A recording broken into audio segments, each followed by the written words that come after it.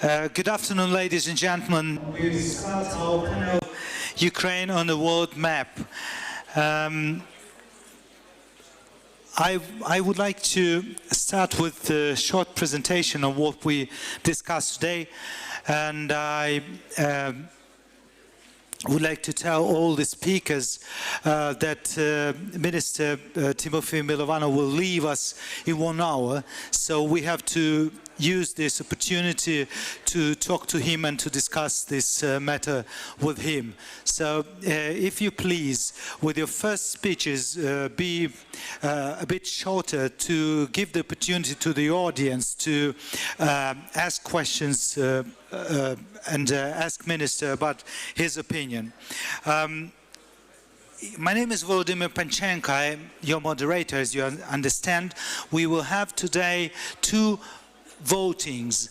One at the beginning. The operator, please show us the questions. You have the opportunity to vote for your choice. What is needed to change Ukrainian position on global economic map? So you can vote now, and then we change at the end whether we change your opinion or it would be the same. Kyiv International Economic Forum was started in 2014 as an answer to the neoliberal policy of the government, and we wanted to give the opportunity to have a platform for discussion. So in 5 years, as you see, this is a very successful forum, but the economic policy has not changed in those 5 years. So Mr. Yatsenyuk, the Prime Minister of 2014, was consistent libertarian. He said about that. Mr. Groysman, the next Prime Minister, used populist slogans just to achieve his political aims, and it was not quite economical. So today we have a new parliament, a new government, and quite ambitious aims were announced in September, that we will have 40% growth of GDP next 5 years, and also will attract as a country $50 billion investments. And as we understand from the program, this will be based on opening agricultural land market. Second will be the growth of GDP will be based on that foreign direct investments, $50 billion, and development of IT sector. That's why my first question to Minister Milovanov. Dear Minister, what are the specifics of this policy, and what are the difference from what I mentioned about Mr. Yatsenyuk and Mr. Groysman? Please. Thank you very much. Thank you for presenting me with the opportunity to speak to you. It's a privilege. Thank you for having me here. This is fundamentally the most important question. We want Ukraine economy, all of us, we want it to grow.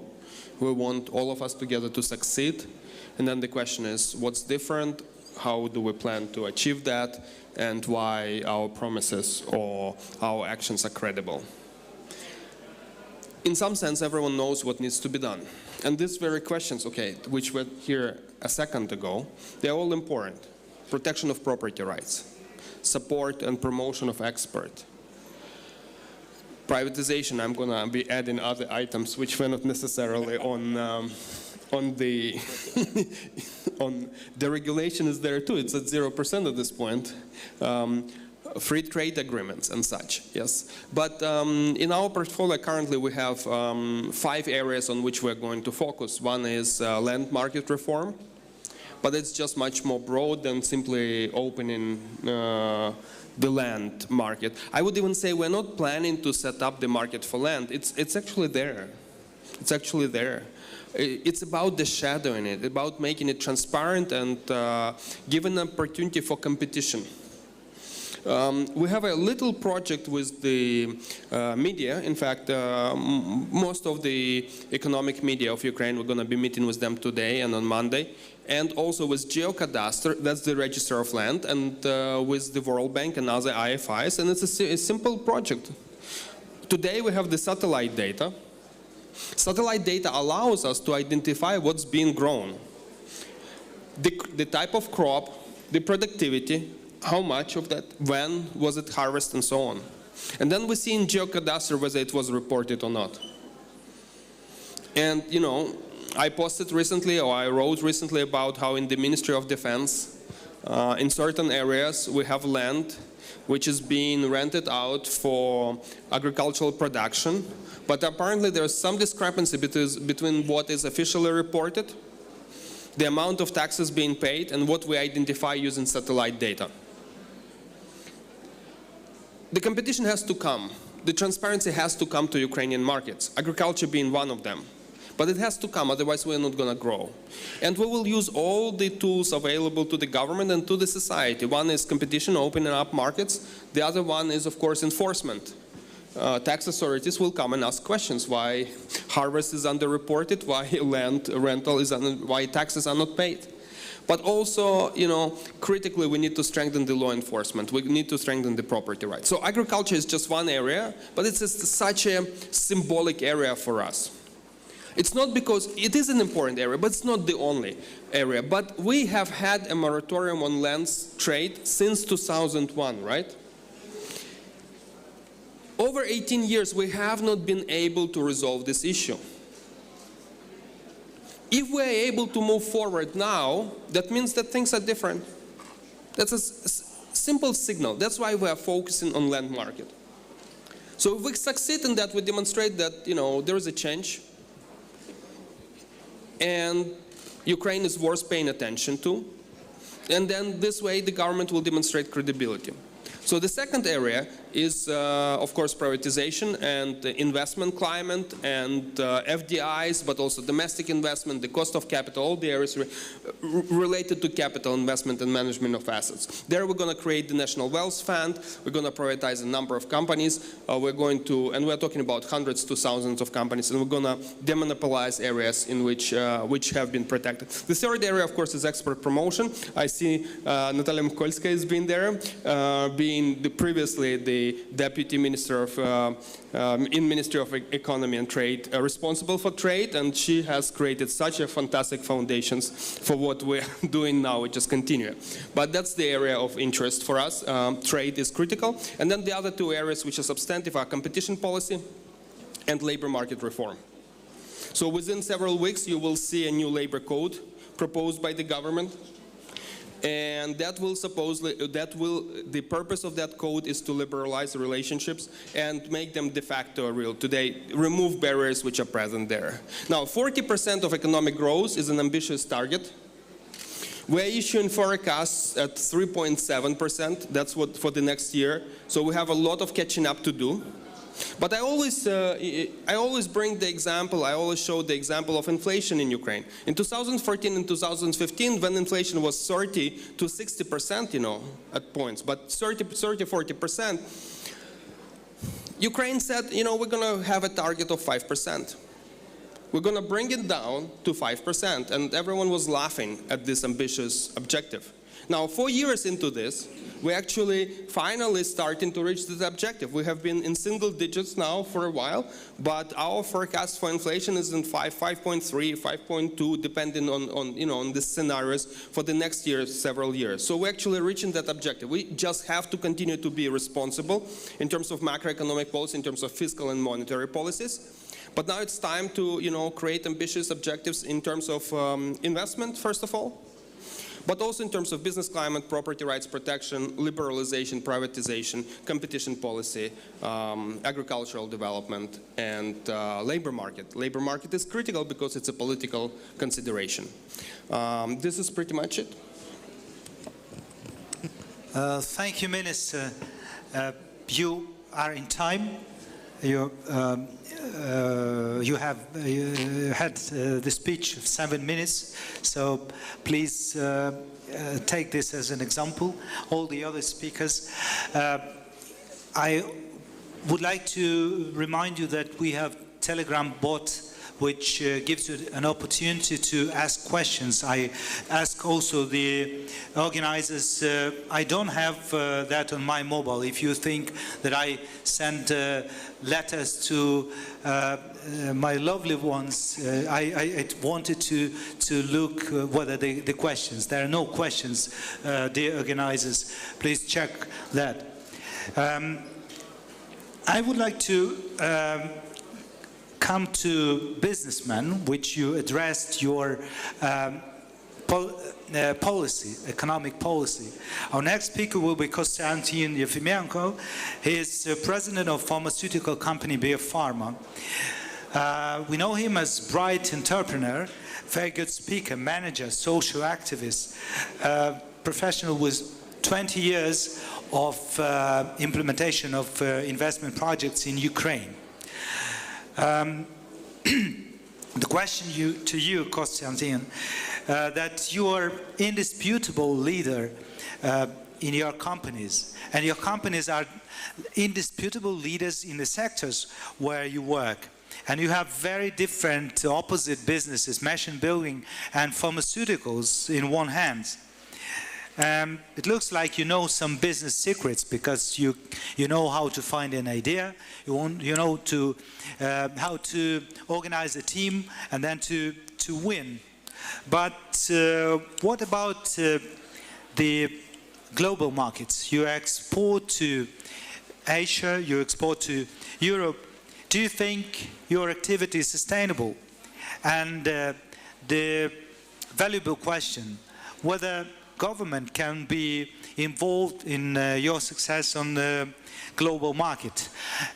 You are a national champion, but will national champions have any assistance from the government, or the government should not interfere, like we saw from Mr. Milovanov's speech, that there will be a labor market, there will be low inflation, but they don't tell anything in their program about national champions. They think you are the sources of corruption here in Ukraine. So it is better that you...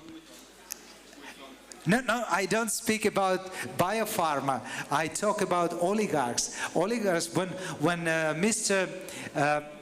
Yefimenko will become an oligarch, then the government will not like him. So it's better not to become an oligarch. In any case, so you are a national champion. So will you stay as national champion on global market, and how long? Because as you understand, our panel is about changing the global face of Ukrainian economy. Дякую за запитання. Всім добрий день. Thanks a lot. Good afternoon to everyone. Really, we knew some secret of success for Biopharma, but before Jack Ma had his speech, when he actually disclosed our secret, 9 by 9, 6 days a week. That's the whole secret. There are some smarter companies which probably better understand the market, but we will really surpass everyone. Triple Company Group is a supplier of some components for Peugeot, Citroën, Volkswagen. So we assemble some componentry for Volkswagen and Skoda. And Biopharma also has the turnover, which is very high. We have started a new plant, and we control 4% of the market of EB. And this is only the beginning. Do you know what Ukraine needs to become a success? And I'm talking here only about industry. So for us to understand where our place is, we need to realize where we are. Starting with 1995 up till 2005, for some specific reasons, owners of plants were not the families which had been built by the had built these companies.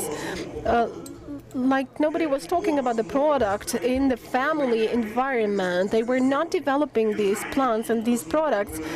I don't know what they were talking about, in fact, but it's clear that it was not about the product and not about conquering the market. People got the plants which were not ready mentally for such management. I will not give a lot of examples, but just one of them. A company which bought Avtozas. It's clear that the level of the company which bought Avtozas was far from being the level of Avtozas, and therefore we have got zero production of cars. 25 plants of Soviet importance were stopped, like 5 of them in Melitopol. This is the motor plant and some other plants. Why? Because the person who became the owner of the plant was not of the same level that was necessary for managing this plant. What should the state have done? Should it have interfered? Surely yes, because that is the fate of cities, of towns. For example, my town, Bila Tserkva, stopped selling, which is my native town, stopped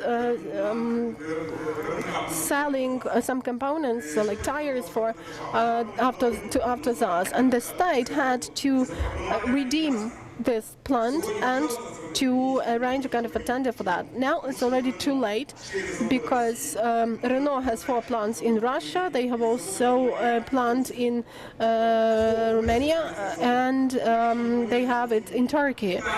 So nobody will buy this plant. So this phase has passed. Really, we have several phases, several oligarchs, but with time they will lose their plants. That's clear, and definitely the state should interfere. What do businessmen need and what I don't see here?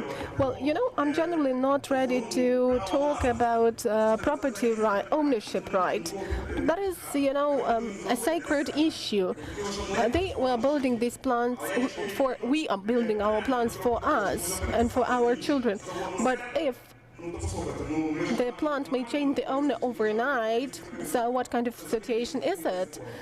It's absolutely unclear, and I cannot even discuss this. Also, as far as deregulation, decentralization are concerned, these are not the issues we are mostly interested in. We need credits, we need money, and if we have the rate of 20% per year, so nobody will ever work in this environment. And I don't see this issue on the agenda of the state.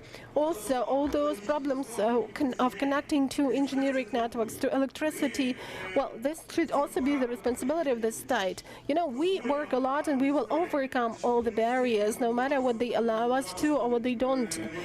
I will keep working in my native town of Bila Tserkva, but the issue is that whether my 3 children would be willing to build a plant in such conditions, would they really feel secure about that? And I'm not getting them ready for this. Will foreign investors come? I don't know. But I know that one of the companies bought a land in Vinnytsia, wanted to buy a plant, but now it has to pay extreme amounts of money for connection to electricity grids, but the owners were not ready for this, to pay this amount. So this is just connection to electricity, and if we have such problems, it means that no investor will come. Just go to any school and ask the students of high school what their dream is, and 95% of children dream of going to at least East Europe to have their education there. So what are we talking about? We don't have any capacity for the future, any prospects, and the government should be clear in saying that, okay, we have made errors, we have made mistakes, and that's where we are, that is our status quo, and we need the program for the future. Our future is in agriculture, but it is in processing and not raw materials. How many plants dealing with grain processing do we have? One in Dnipro-Dzerzhinsk. We are exporting 4 million tons to Turkey out of the 40 which we generally export abroad. And how many processing plants do they have in Turkey, cargo plants? Absolutely a lot of them with high capacity. So why are we not asking this question? Why do we have MHP? What about the plants which they will build. The plant will be very costly, but if you take a credit for that, you will never do this. I think that we need to take care of this issue and to be clear about it. We should claim what our priorities are and shape the goals. And I'm about to finish. In agriculture, we have some plants dealing with ammonium fertilizers. We have 6 of them, but they don't operate. We used to control 4% of such plants in the world, but now these ammonia plants are not operating. They are in standstill. So what is the state policy about that? Or agreements? Okay, we could come into an agreement with Russia because we have some pipes through which nothing is going. They are absolutely empty. Why shouldn't we come into agreement with Arabs to build an LNG terminal? Can't we find 6 billion cubic meters to really make those plants with ammonium fertilizers to operate? You know, industrial plants are the future. A lot of experts from abroad claim that you don't need that, but actually they also claim that they will build. That is all complicated. We will do it for you. We will produce it for you. But it cannot be that way because we have to fight with foreigners in this respect. Triba is company number 1 in the global network in one component production, and also Biopharma is number 2 in terms of some pharmaceutical products, and that will be valid for all the products. Minister wants to answer.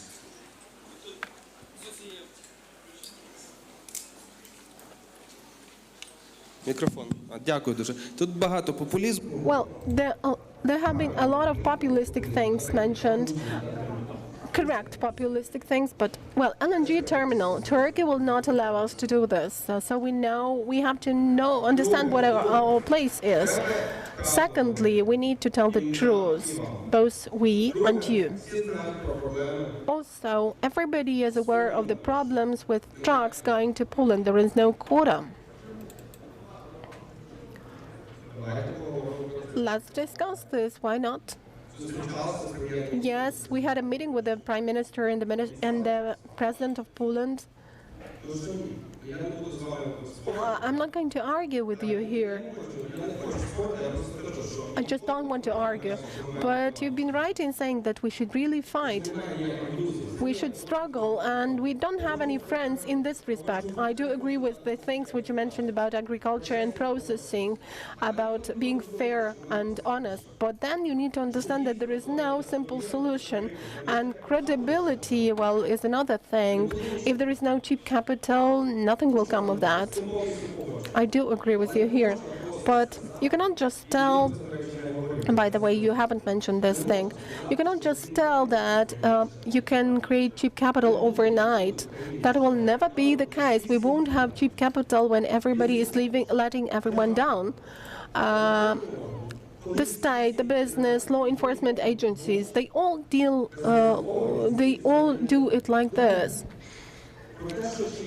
Also, whether we have any cheap money or no, there is some cheap money. I've checked it. I've made an audit of the availability of money, and the European Investment Bank 400 million euros, and the debt is negative. Plus 0.7 is the margin. That has been taken for agro-sacro, 0 taken in 2018, in 2019. Why? Because nobody can show a clean, a pure business model out of the people who would actually take this money.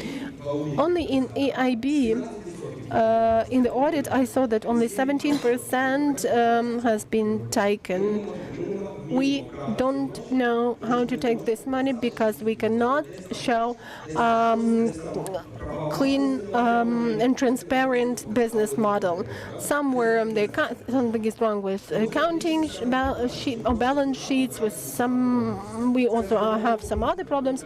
So I'm very grateful to you for your healthy populism, I would call it like that. But probably we still need to be clear about other problems.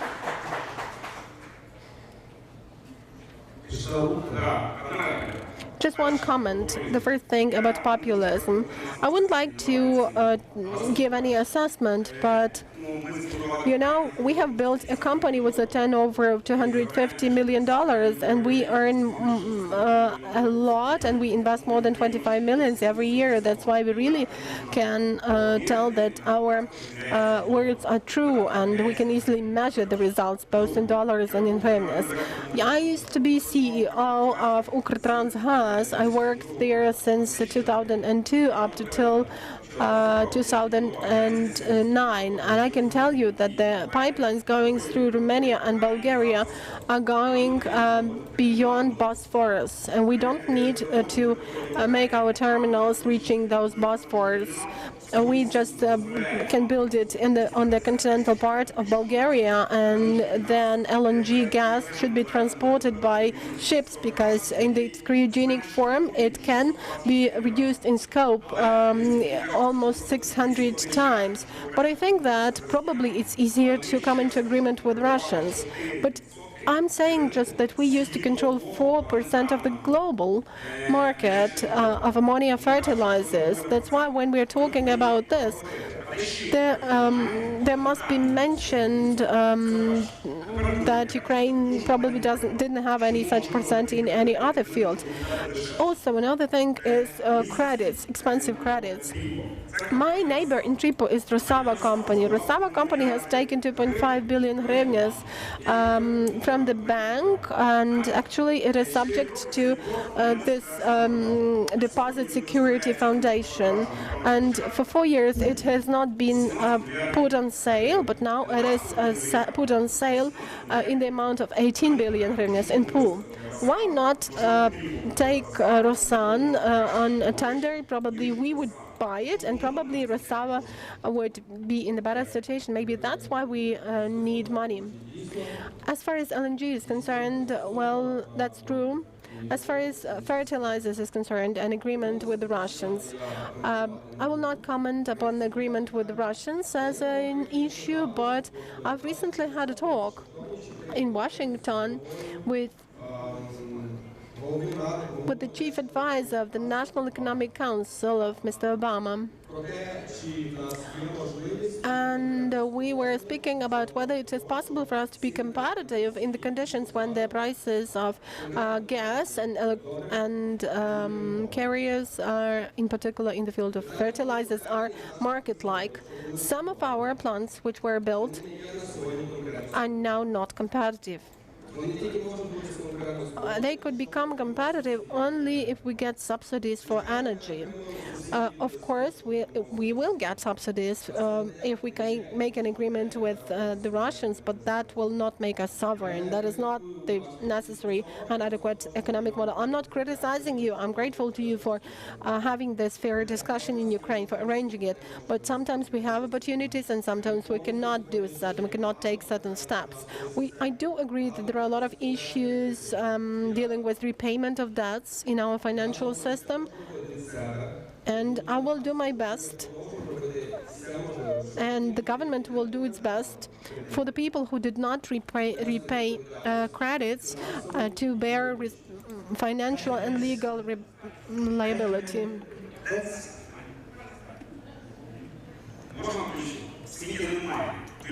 In the world, we don't have any other modern, updated and better ammonia fertilizer plant than Odessa port plant, where that is the best and the most advanced planet on the Earth. It's becoming hotter and hotter. Thank you, speakers. We do not doubt that Kyiv International Economic Forum is the best in Ukraine in its sector. We are the best forum. And I would like, before giving the possibility to talk to our next speaker, I would like to remind a speech of President Zelensky this morning. If you remember, he said the futurists, the people who try to predict future, they always predict, but they mistake. Sometimes in the movie it was told that the futurists are lying always. And the President Zelensky, he said, sometimes they lie. When I started my presidency campaign, there were two other leaders. I was not considered to be a leader, but I'm here. So sometimes the futurists lie. I would like to tell the same about the countries. When the war ended between North Korea and South Korea was an agrarian country. Everybody predicted that they should do only agro-exports forever. And there was only one person, President Panchenko, who told we will become an industrial nation. And it happened.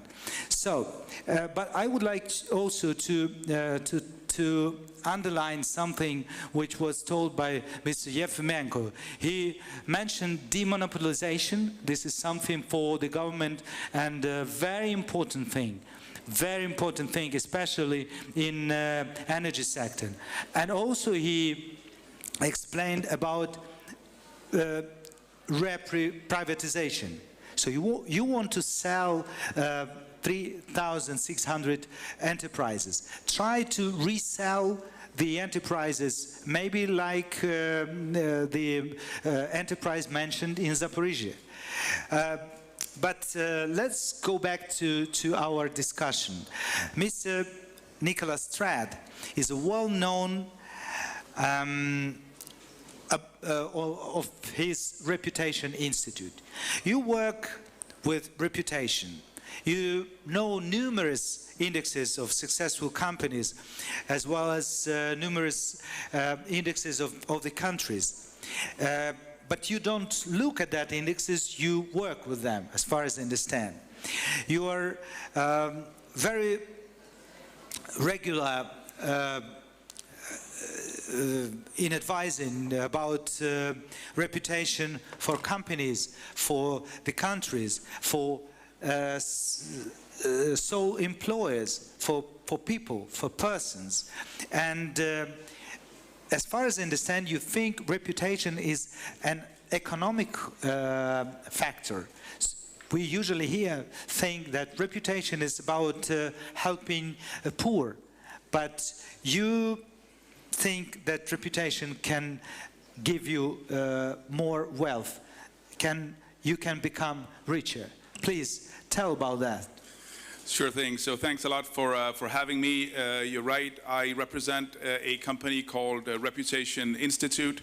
We're an independent agency, and what we do is pretty much help places around the world, countries, cities, regions, and also companies in managing their reputation. So the reason why we do that is that companies around the world, and countries for that matter, they understand that reputation drives stakeholder support. You need people to perceive you in a positive way on the things that matter for them in order for them to support you, right? So if you want foreign direct investment, well, the idea would be to identify those segments that are prospects of investing, and then understanding what they think of you before you start trying to attract them to invest in your particular country. Same goes for tourism. If you're trying to attract tourists to come to your country, you need to identify which are those tourists, prospect tourists, who would presumably come and visit your country, and then think about or measure what your reputation is amongst them in order to try to communicate with them and try to get them to your country. And I understand that reputation-wise, the Ukraine has a challenge at current. And so we were talking this morning in the press conference with the minister about the fact that one of the most important things is to build trust and understand expectations and adapt your actions and what you're talking about with the expectations of the audiences that you're trying to attract. And we know from the surveys that we do, we have a tool called RepTrack, and so we measure the reputation of the largest economies in the world, including the Ukraine, and we measured the reputation of Ukraine, and you can only imagine what the reputation of the Ukraine is. At current, it's fairly challenged, but not only internationally, it's also fairly challenged domestically. So it seems as if the reputation of the Ukraine, according to our studies, domestically, is more challenged than it is internationally. So the groups that I'm working with here in the Ukraine, government, the minister, part of these conversations, and a group called Business 100, which is some of the most prominent businesses in the Ukraine, have joined forces, which I think is really the whole exercise here, is to join forces instead of creating friction, which I think there's plenty of here in this particular panel. So I think the main idea is for them to join forces, find out what it is that the Ukraine wants to be known for, and then start communicating to the audiences that you want to attract in terms of support. But that exercise starts from within, where it seems as if the domestic general public does not have trust in its own country to the extent that you would want before you start communicating internationally. So we're hearing the minister talking about this morning, and that's something that they're looking into, and certainly the project that we're doing, which we've labeled Reputation Strategy of Ukraine, will be focusing on creating this narrative and trying to attract external stakeholders towards this country, in addition to building confidence within.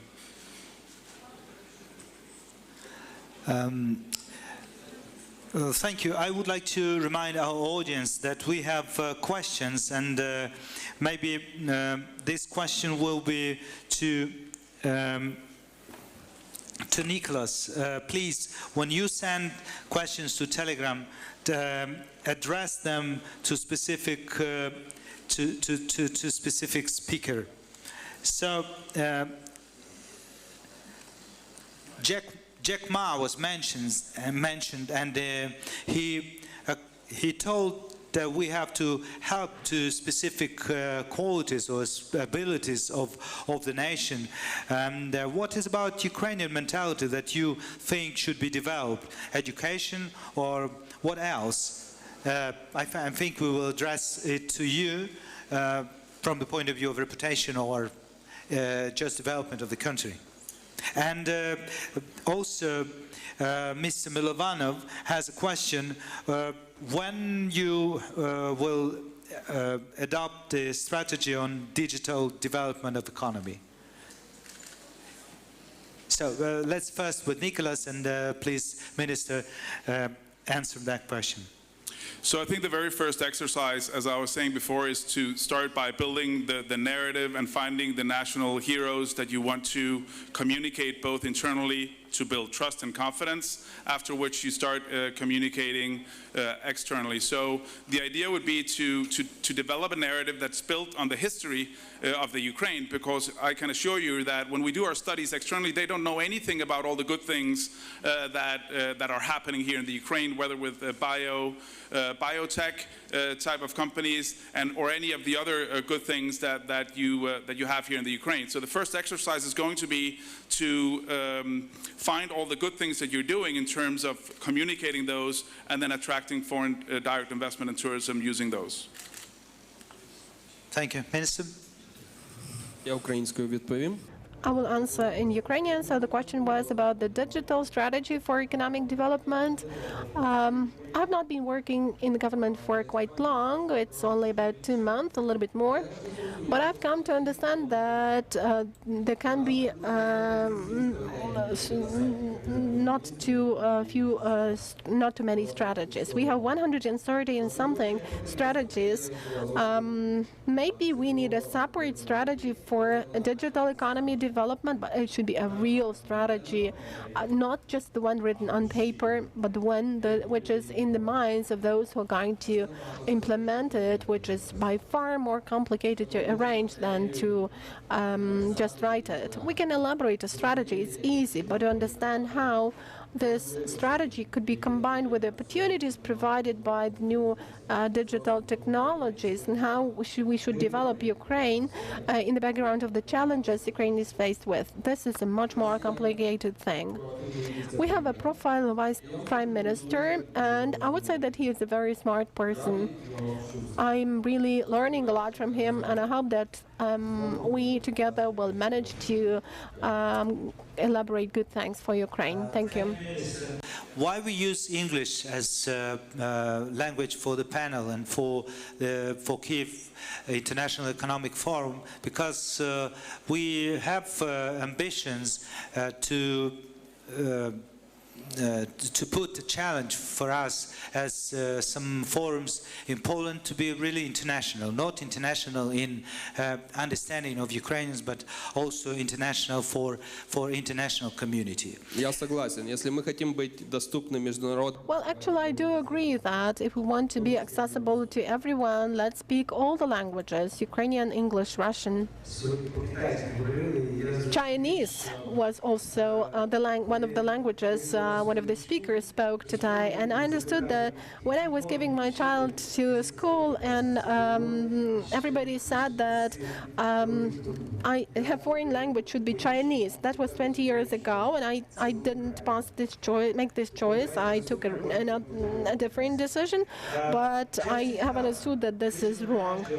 International Financial Corporation, a member of World Bank Group. Mr.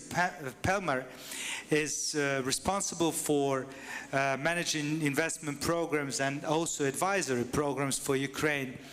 And you focus your programs on improving business environment and giving access to finances.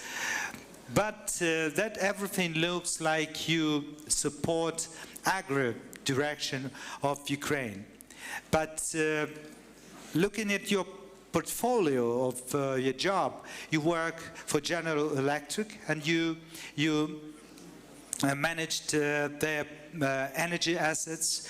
You worked in Myanmar, and you had success in leading or managing the projects in infrastructure. We desperately need infrastructure for industrial development or reindustrialization.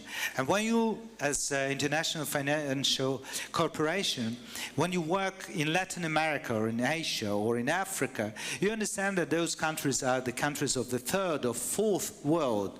When you come here to Ukraine, you think we are a second world country. We are the remnants of Soviet Union, which used to be second world country.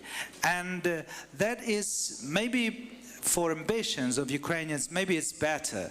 But it would be better, to my mind, to be a third or fourth world country. When you come here and you bring infrastructure projects, but for industrial development. You think that we are industrially developed because we are a second world country. But maybe you think another way, and then we will have more infrastructure for reindustrialization. So the stage is yours. Thank you very much for the question. I'm not sure which language I should use now, if it's Burmese or Chinese or... Yeah, for difference, I think Nicholas could speak 5 more languages. Yes, French, Danish, German, Spanish, and...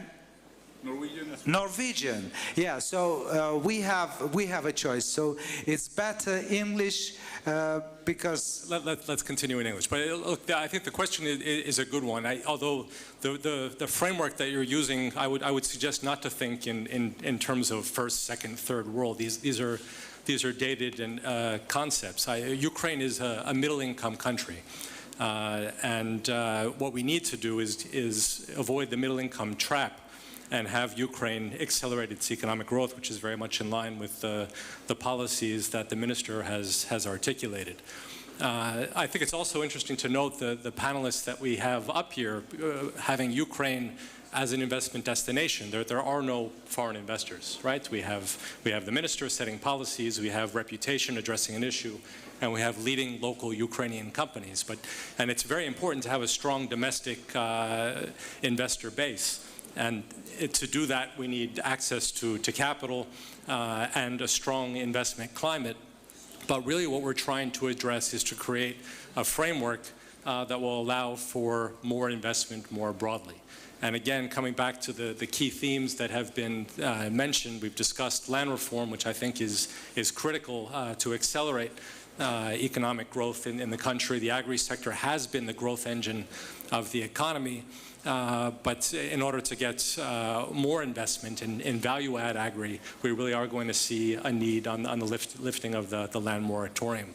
That will help in the banking sector, that will help the agri companies, it will help promote more FDI, and then the international financial institutions like IFC will be able to create instruments to help address some of the cost of capital issues that were addressed earlier by my colleague from Biopharma.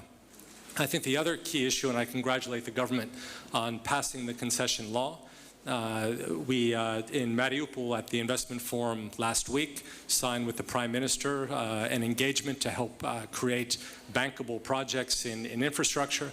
It will include roads, it will include regional airports, it will include the port sector. We are already very advanced on 2 pilot port PPPs in Olvia and Kherson. In terms of reputation, I think we're proud to note that even based, when we launched the tender, we didn't have the concession law in place. We were able to attract to a roadshow on October 1, 40 companies from over 10 countries. And this is just the beginning with the concession law in place, and these are mid-tier assets.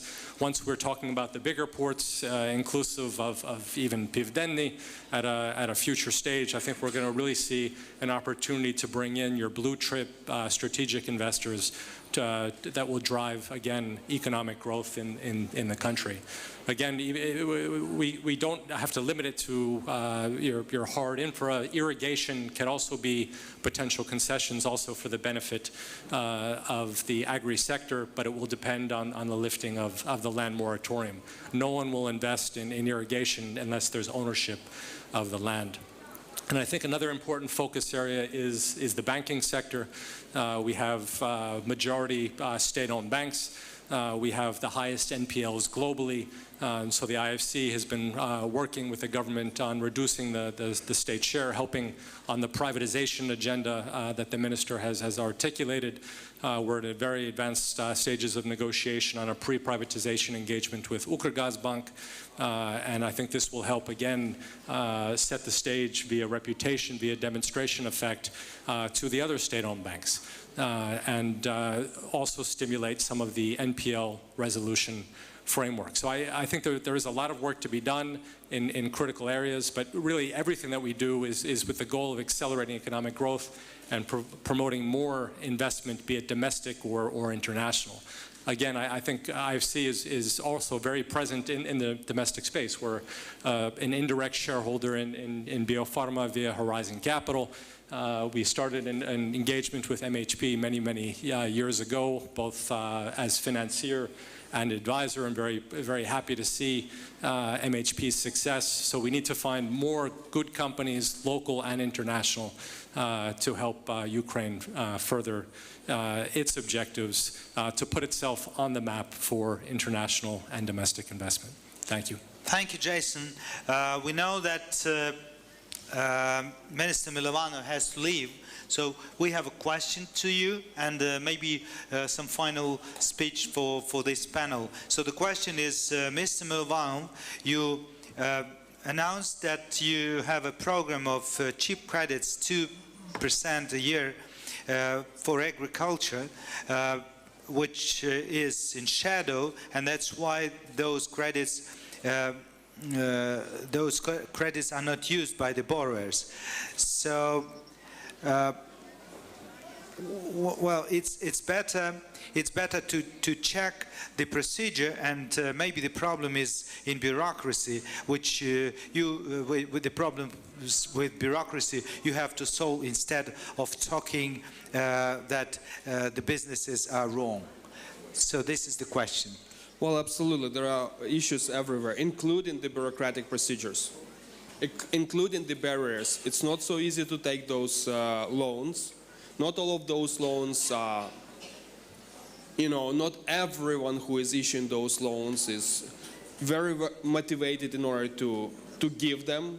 Not always the KPIs are, the percentage of usage. I'm actually appalled, or, I'll put it more diplomatically, I'm extremely surprised by the amount of credit available to us on paper in terms of contracts, in terms of loan lines, and the percentage of usages. It's 17–20%. Clearly there are barriers. There are barriers on both sides, that the businesses don't always demonstrate the proper business model. And yet, not everyone agrees with that, but this is, there is evidence to that. The evidence is that we as the government are forced now to create, and we're happy to do that, but we are forced to create the partial credit guarantee fund for the land market reform. Because there are so many people, especially small and medium farmers, who operate in cash and won't be able to demonstrate the paperwork sufficient for Ukrainian banks, not international banks, but Ukrainian banks, even to consider. Despite the fact that the government additionally will compensate the interest rates. So we have to use two tools, not one. Not only compensate the interest rates, but also create insurance for the businesses which do not have the proper paperwork. Now, from the perspective of a business, I also see the barriers of the banks, because the banks require documentation which sometimes is, excessive in so many ways. This is similar to what you just experienced in our conversation between business and government, or what I think you have alluded, actually both speakers have alluded to. That the growth, the success starts from within. We should find ways to decrease our internal frictions, build trust among ourselves, and work together to bring specifically capital into the country, lower its costs, improve property rights protection, create more companies and investments with value added, and move the country forward. So the growth and success starts within us, where we fight less and work together more, and demonstrate in this way that we can be successful. So that would be my final remark. I ask for cooperation. I promise to you that I personally will do everything I can to foster that cooperation and remove barriers from both sides, from the finance industry and from the real sector. And I hope very much that we will succeed. Thank you very much. Thank you, Minister. We wish you success.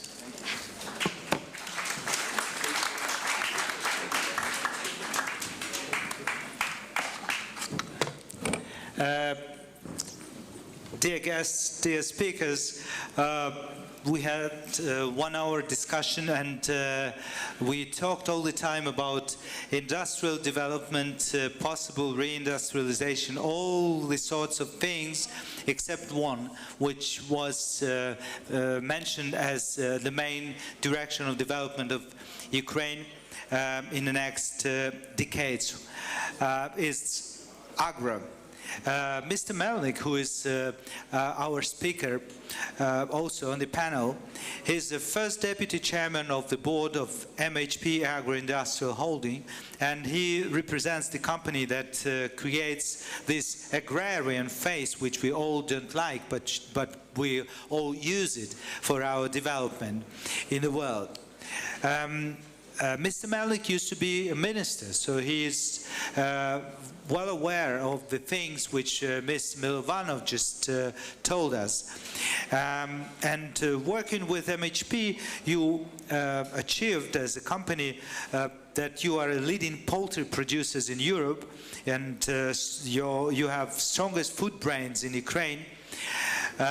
Your strategy involves increased quality of your products, increased land banks, strengthen your market position in Ukraine, but it looks like you don't really like international markets, or maybe I'm mistaken. You're a national champion. You're a guide. Everybody has to like you, and the government has to help you, and society has to love you, because you bring export money and we buy imports. But it's not like that. Everybody wants to decrease your profitability, to put additional taxes on your companies. Mr. Melnik, how to find a compromise between agribusiness, which feeds us, and industrialization, which can bring us to the future? How to find a balance between champions, which you are, and small, medium enterprises, and that you, as a champion, would bring small companies to the future? Дякую. Дякую. Thank you for the introduction, thank you for the question. And probably I would like to comment your question in terms of accessibility of cheap credit is concerned.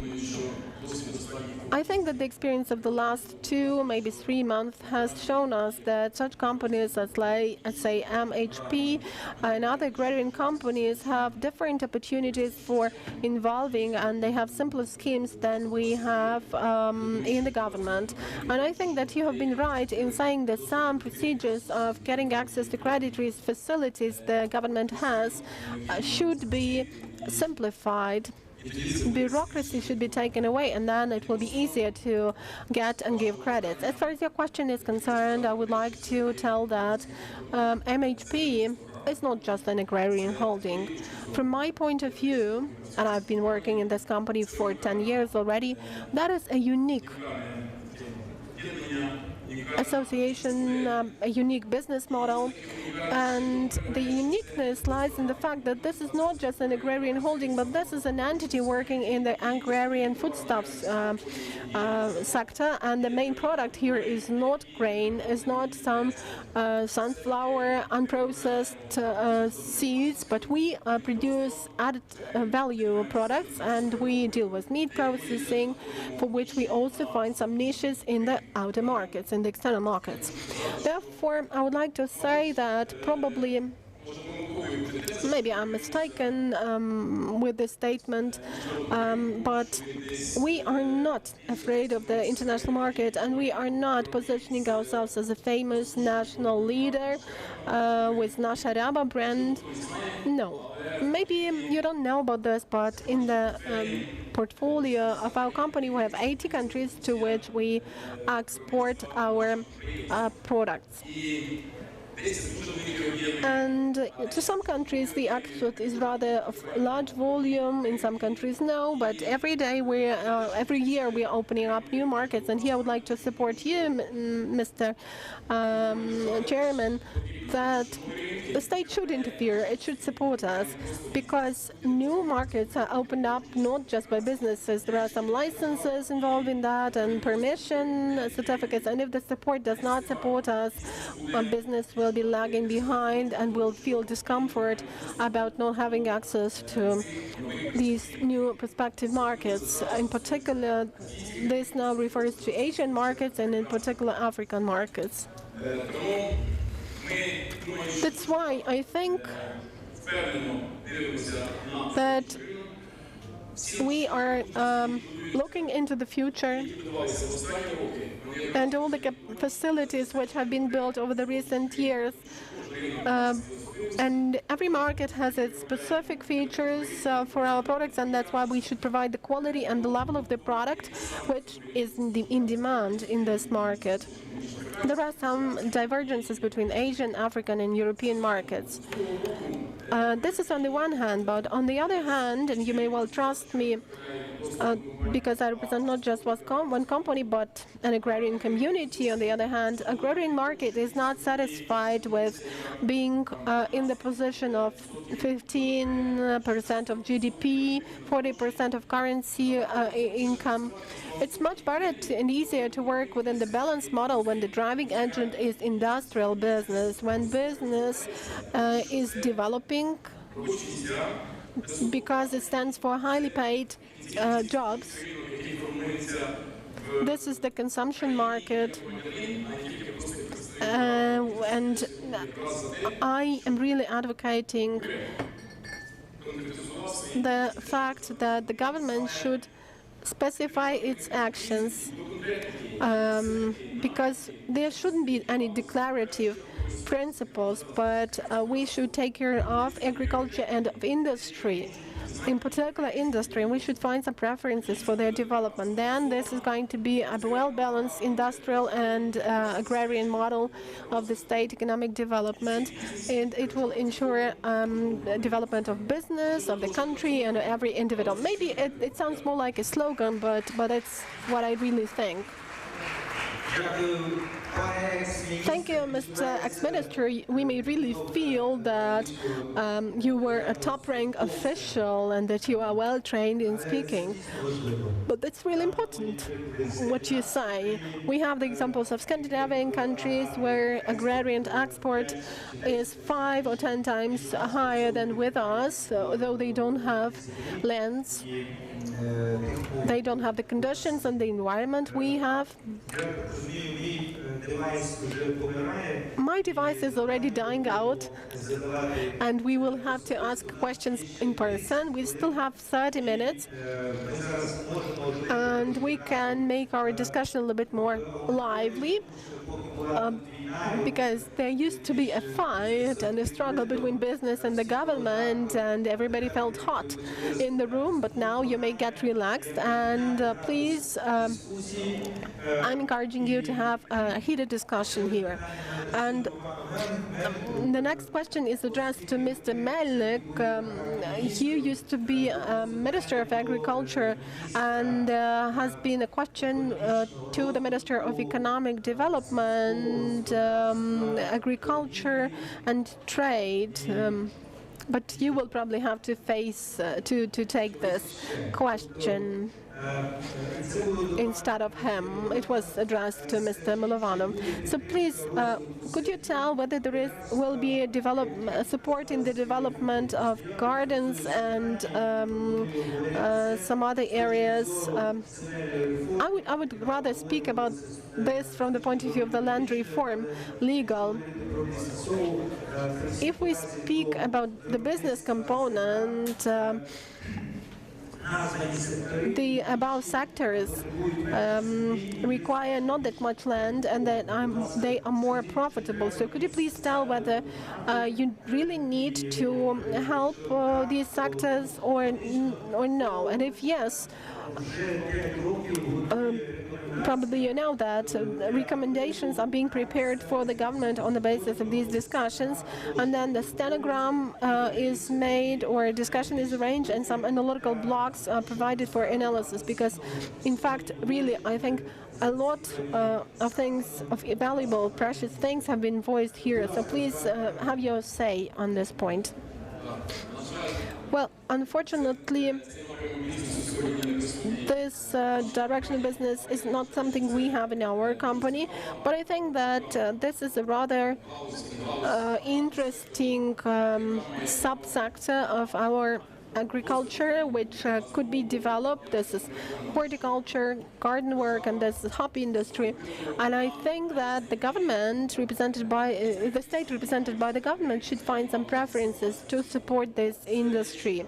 And if we go back to my period of stay at the ministry, we used to have a law which presupposed partial reimbursement for horticulture. When we were talking about small trees, we have demand for products, and in your speech you have in particular mentioned nuts, different species of nut trees, and I think that this is the direction that needs to be supported by the state. Okay, one more question, but probably let's give an opportunity to other speakers. As far as the association agreement is concerned, you have suffered, you have been affected by quotas, but for me, as for the expert, it's rather strange that such a highly respected company did not take sufficient participation in the preparation and deliberation of the association agreement, and your interests were not taken into account. So the question after the other speakers will be to you. And you understand Ukrainian, and you speak Ukrainian as far as I understand, no?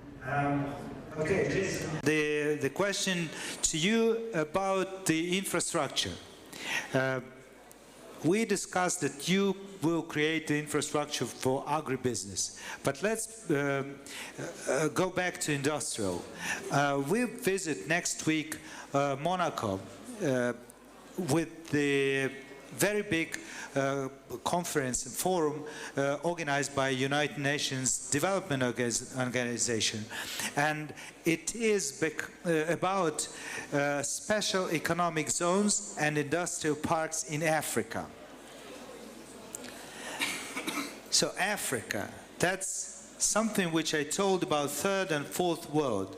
So for Africa, International Financial Corporation, World Bank, United Nations Development Organizations, all they help to create that. And here we don't see that. So if you would change this policy for Ukraine, maybe it would be better and easier for the government, because when we talk as experts and the deputies of parliament, they talk to the government, and Minister of Finance usually tells no money, no honey. You see? So when we talk about infrastructure, no money, no honey.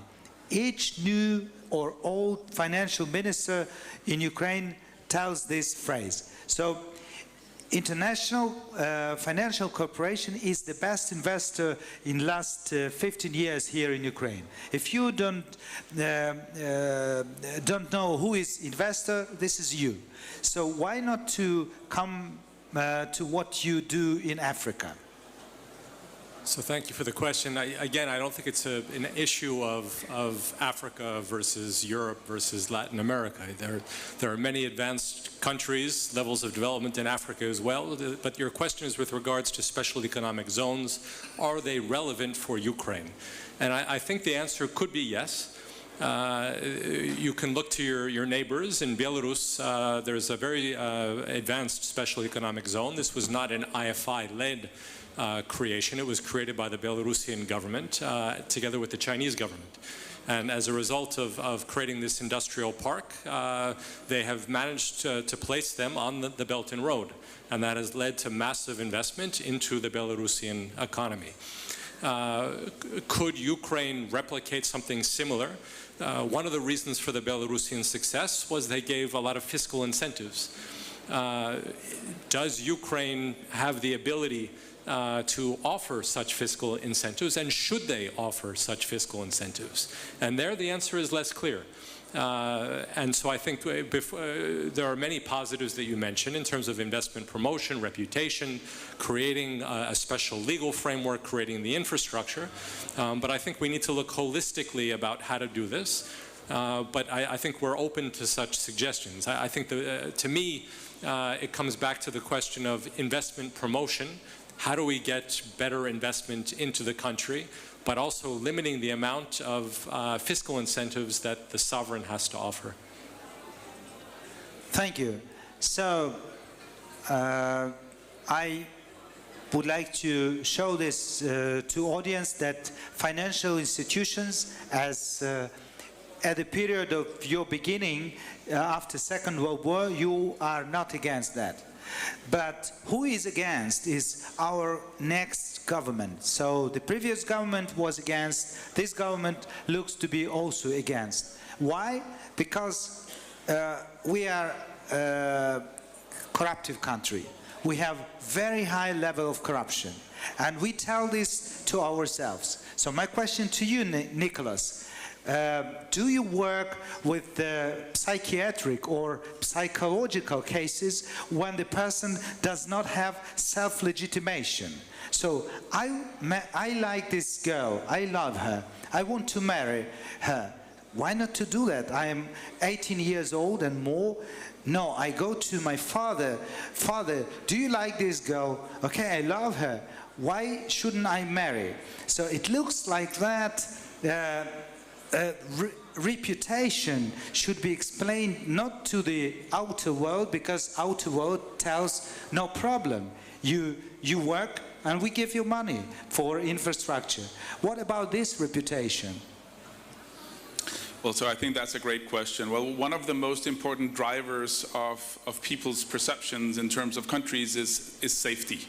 So the idea of safety either as a visitor or as an investor. And so all I can say from the studies that we do of investors of different countries is that they're looking at the Ukraine and seeing instability in terms of the investments that they supposedly would make in the country for the reasons that you just made right now, plus other reasons that I think we all in the audience and in the panel know about. So what do investors do? Well, they shy or go towards where the stability and the risks, if you will, are more limited, and where the rewards probably would be the same or higher, but certainly that's what they would look at. And so in terms of Ukraine, the risk would probably currently be too high vis-a-vis other opportunities that they have for investment. But it's not about risk. It's about self-legitimation and your own attitude to your own reputation. If I tell I'm bad, and I tell everybody I'm bad, then they will think I'm bad. This is about Ukraine. How do you cure this disease with the Reputation Institute? Yeah, and I think it's back to what I started talking about in the beginning of my introduction, which has to do with finding Ukraine's identity. So what exactly is it that Ukraine is? And not doing that by necessarily looking into books or interviewing external people. It's by asking all of you and the historians, the anthropologists of the Ukraine, what exactly is it that Ukraine is? And then use that to communicate, both internally, disseminate the knowledge about what Ukraine supposedly is internally and make people believe that, and then go externally. Hopefully that'll change people's mentality in terms of the fact that you are bad. So the healing is possible. I think the journey is long and it's a never-ending story, but yes, absolutely, I think there is a solution. Okay, please, question from audience. Дякую. Гужва Ігор, директор Центру розвитку ринкової економіки. Виходячи з назви нашої панелі «Україна на глобальній економічній мапі», я хотів би звернути увагу, що такі нішові товари, як літаки, кораблі, космічна галузь, це вже скоріше схоже на історію України на світовій мапі. На сьогодні ми більш відомі, там зерно, руда і меншою часткою там може IT, якась там інша продукція машинобудування. Це ми відомі в світі. А що це означає для нас в межах країни? Це деіндустріалізація, темпи зростання за цей рік лише там 0,1% промисловість. Це погіршення якості життя населення, що призводить до міграції. І невже це є нашим вироком для України? Чи, можливо, є якісь практичні поради від спікерів, як цю ситуацію поміняти, щоб наш міністр економіки взяв це на борт, як то кажуть, і запровадив? Буквально, якщо можна, коротенько, раз, два, три, там.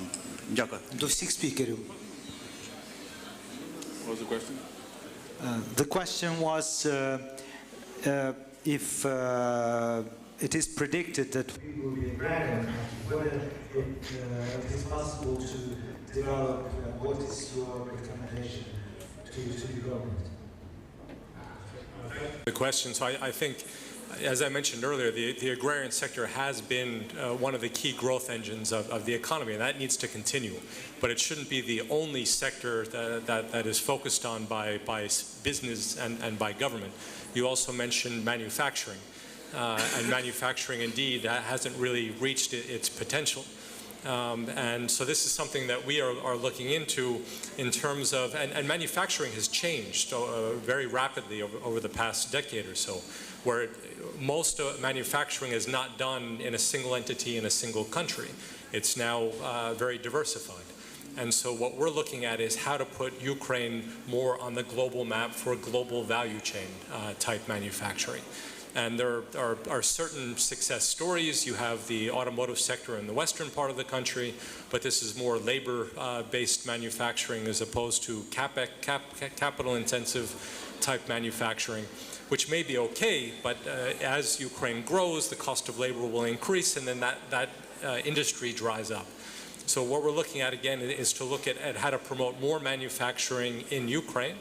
And I think there are certain business segments which lend themselves where Ukraine can be a part of that sector. We heard about the head example in Vinnytsia, but these are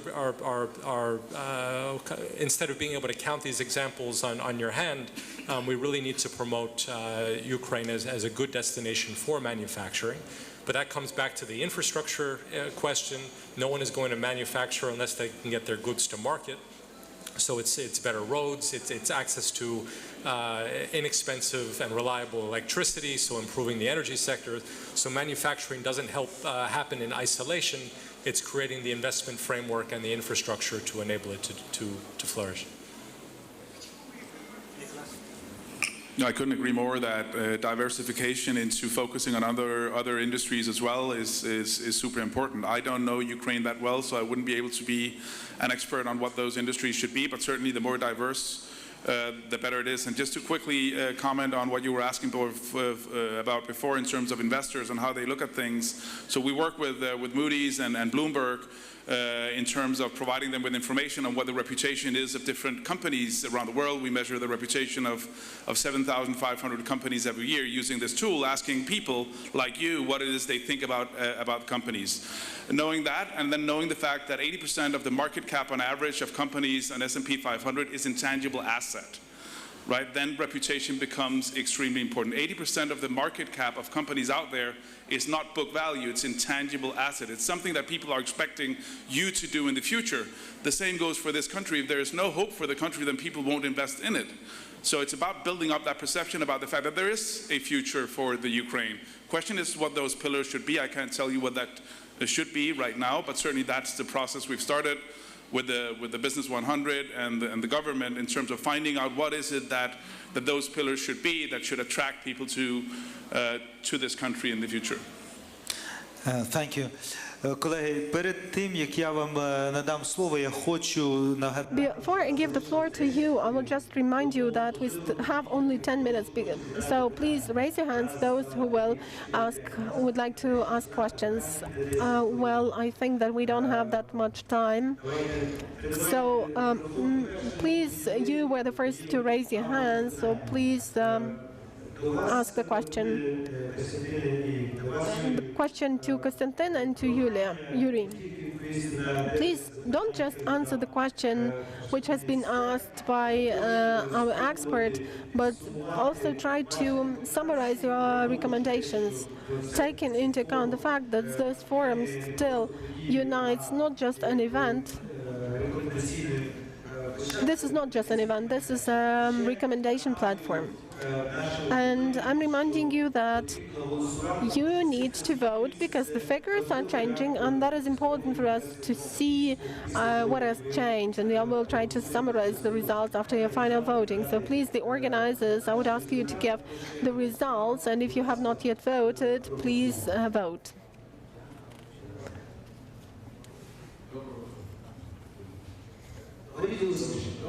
Please be louder. Good afternoon, dear colleagues. So throughout our panel, Ukraine on the global economic map, I've got a question to Yuri and Konstantin. For your companies, what does digitalization mean for you now? I mean, what is the share of digitalization per year in terms of investment into IT, and what are the teams you are working with in this direction?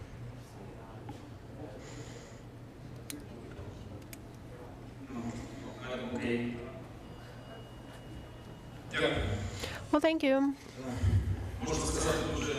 I could tell in very simple terms that the task of our team for the nearest years is complete digitalization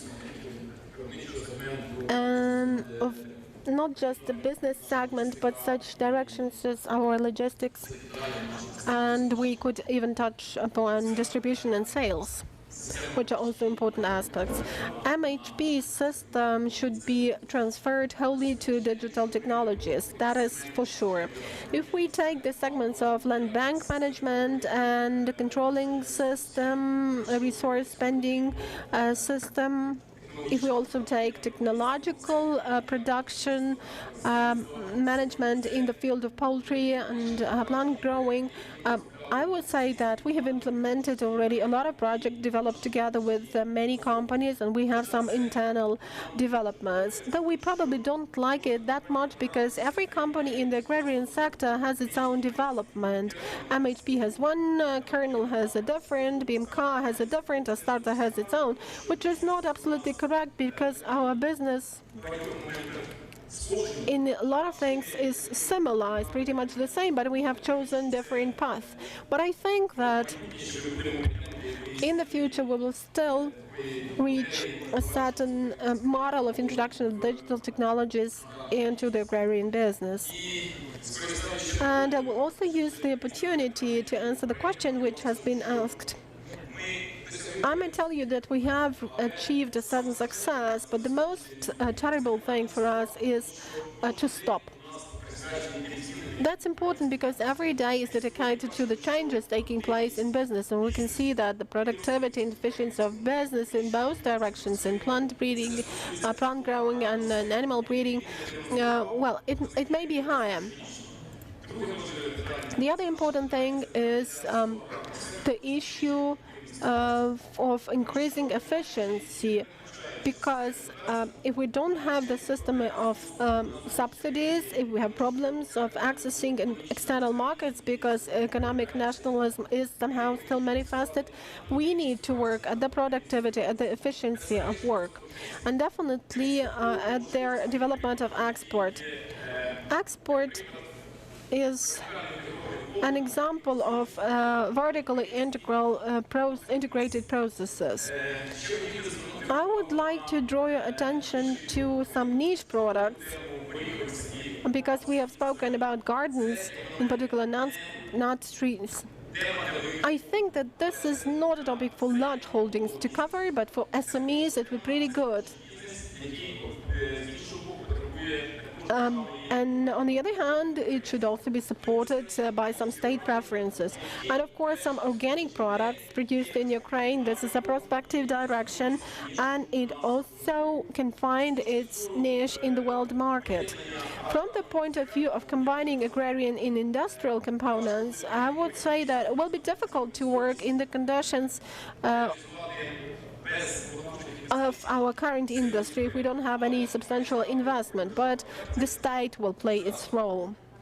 It has to play its role. And again, I'm repeating, selected priorities, creation of preferences, and business involvement, and this will help to restore industry in Ukraine.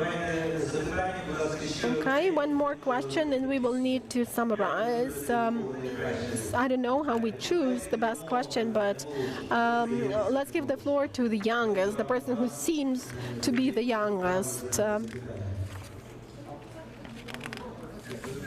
Well, thank you for the compliment. The question is to Nicholas. Of Ukraine are its people, and the president made it clear that he's interested in people that are working abroad and self-actualizing abroad to come back to Ukraine. Just wondering, for the Reputation Institute, what is your role? Have you done any research on how the country's reputation influences the propensity of immigrants that are working abroad to come back and help the development of their home country? Thank you. Yeah, absolutely. So we do surveys on that as well, and try to figure out what the drivers are for them in order to come back once they've gone somewhere else. And obviously the drivers would be what you would expect it to be for anybody else. It's really to have the right foundation at home in your market in terms of possibilities to work, possibilities to earn money, possibilities to do all the different things that people want in life. And so if you get that more so in other places in the world, people will not necessarily come back unless they have, are more nationalistically oriented, and so they would want to do it for the sake of the country. sadly, people aren't necessarily always like that, so they would tend to go to London or go to New York or wherever else they go in order to get a good job. So they would need reform in order for it to be attractive for them to come back. So what are some of the steps that you could take? Well, so Добре, я пропоную вже тоді Well, I think that we need somehow to, because there must be some gender equality, so I think we need to stop with this. We need to keep to the issue of gender equality. I would like to say that recently, over 5 or 7 years, we have not just been getting new laws, but every new government is generating this sort of new laws. And you know that the concession law has been passed recently, and if a businessman wants to implement, to have this law implemented, well, he will have to spend about 2 years, and it's not yet the end. We have some laws, other laws, but if you could go over to the question. Yeah, I would ask the question because over the last 5 years, not a single state-owned enterprise has been taken within concession, within privatization. So the question is to Konstantin Yefimenko. We can see that this person represents real sector of economy. And what would he do? Would he introduce new laws, being the Minister of Economy? So just a couple of actions that would lead Ukraine on the global economic to the global economic level, that Ukraine would become country number 1. Well, thank you for the question. It seems to me that it's not the law that we lack. We lack actions and we lack ideas. As far as actions are concerned, well, and who prevents us from stopping raiding and those raid attacks? Don't we know who is doing this, who is behind that? Can we put handcuffs on this person and show it on TV and say that that is going to happen to everyone? And that will be the end to that. We need clear actions, not the law. Nobody will ever invest the money into the country if the assets could be taken away from you there. That is the fundamental action. We're not afraid of constructing things because we know how to build, and we know who takes away, and we will really keep fighting till our last breath. But the foreign investors will not come because they don't know the ways out in this country. And also we need to find levers for making credit rate lower. When we have money in the account, it's much easier to buy a plant. But you know, if that is a complicated plant, it will be difficult. You cannot buy such high-tech plants without money. This will not happen from thin air. We have spent a lot of $1 million on our our plant built lately. Also, we need to sell everything. Auction system will do. So everything should be sold out. Also, we need to understand what our key plans, system-making plans were, and if people who got in 1995, 1996 some property, it's okay. But if they are not effective, if they live in Vienna and they're trying to manage this law from abroad, well, definitely you need to resell it, to have reprivatization, because welfare of people depends on that. In my town, Bila Tsarkova, we used to have a very large plant which gave jobs to a lot of people, and we don't have this. We need to resell this plant once again. And also we need to get clear about the breakthrough point. Let's not think about ships, about airplanes. Let's not think about IT so far. Biopharma is located in the business center with the sizeable company with $300 million. Give a call to this company and ask how many taxes it has paid this year. Biopharma has paid $200 million, and sizeable has not paid that many taxes. So that is a real issue. It gets money offshore, it pays salaries to some sole proprietors, so there are special false schemes, money laundering schemes in a way. So why shouldn't we tell Cardil that the cost of grain in 5 years will be like 40,000 per ton? So let's just determine what our priorities directions are. Why should we build a certain policy for certain plants? Because every plant is in the situation when it can actually help another plant. I mean, I told you that not a single product is produced in one plant. And our people have two tasks. The first one is to create family, and the second one is to create production facility. But people need incentives and they need money. Of course, if there is $1 million of hryvnias for a person, and then the person gives it on deposit, but he will never earn the money necessary to build a plant. We need to be realistic about our financial sector. We don't need to help such people as we are, but we need to help our young people. And the seventh point is that we have a lot of IT guys, we have a lot of actors, international consultants and advisors who provide recommendations as to where we should go and how we should do this and that.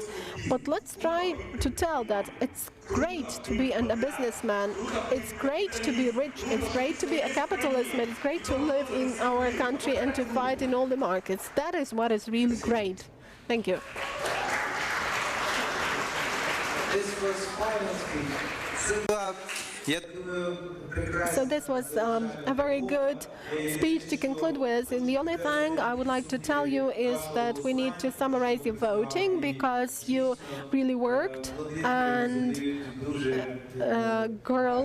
blonde girls keep asking very nice questions which make the whole panel highly controversial and with heated discussion. So the first issue, deregulation, went from 3 to 1%. Business protection was approximately the same level, from 27 to 28, or rather vice versa. Then new agreements, new free trade agreements.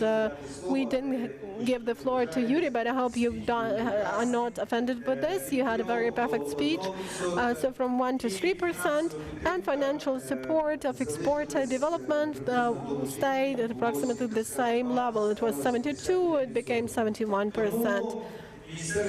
Therefore, the Ministry of Economic Development should really see that for people the most important thing is not to be interfered into the activity. You can see that financial support is in the first place, that is the opinion of our audience, and business protection, and then come free trade agreements and deregulation. And you can see that for some reason it's not important for people here. So thanks a lot to everyone, good luck to you, and thanks to